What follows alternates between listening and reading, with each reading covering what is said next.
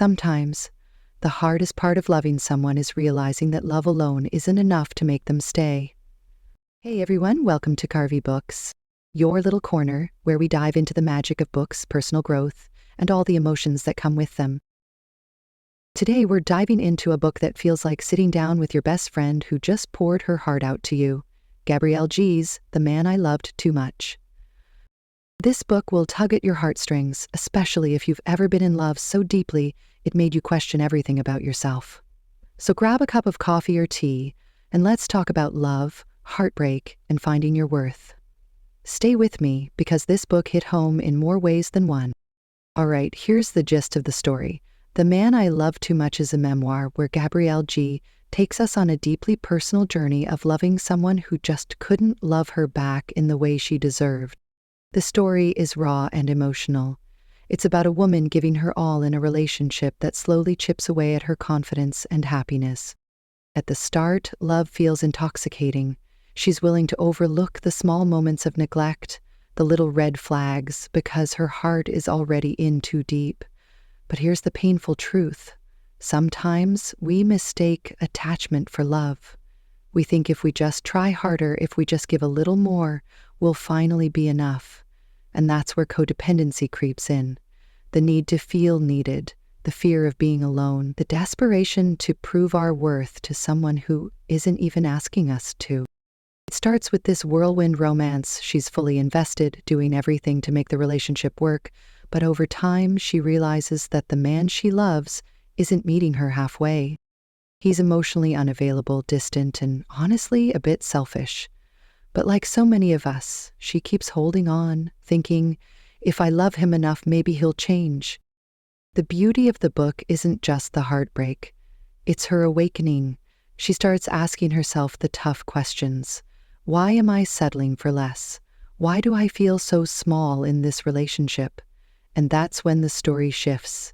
It becomes about reclaiming her self-worth, learning to let go, and rediscovering who she is outside of this toxic dynamic. It's painful, relatable, and, in the end, empowering. You know, one of the most striking things is not just the heartbreak. It's the quiet self-betrayal that happens along the way. She doesn't just love this man. She bends, shrinks, and molds herself to fit into his world. And isn't that something we've all done at some point? But what I loved about this book is that the realization doesn't come all at once. It's not like one day she wakes up and says, "That's it, I'm done." No, it's slow. It's in the small moments, the way she feels invisible when he talks to her, the way she starts questioning why she's the only one making an effort. This part of the book hit me hard because healing doesn't always come in dramatic exits or big declarations. Sometimes it's in the quiet acceptance that this isn't love, it's just longing, it's just the fear of letting go. And that moment, that shift in her mindset, is where her power starts to return. Let me tell you, reading this felt like reading my own diary at times. Gabrielle writes in such a raw, unfiltered way that it's impossible not to connect with her emotions. We've all been there, right? Loving someone so much that we start to lose sight of ourselves. And that's what makes this book so powerful. It's not just about heartbreak. It's about healing and realizing that love should never make you feel small. But I'll be honest, there were parts of the book where I wanted more introspection, especially towards the end.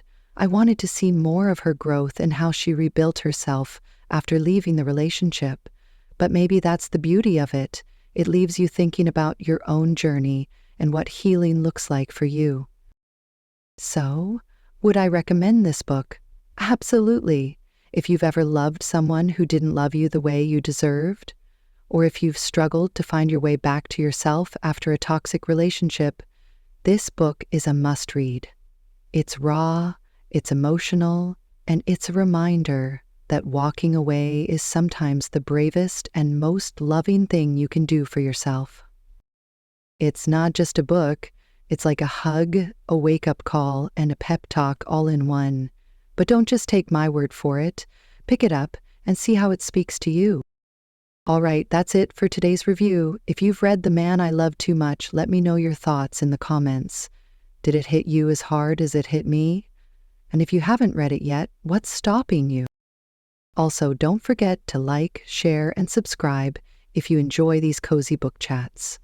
Thanks for hanging out with me today, and remember, your worth is non-negotiable. See you in the next one.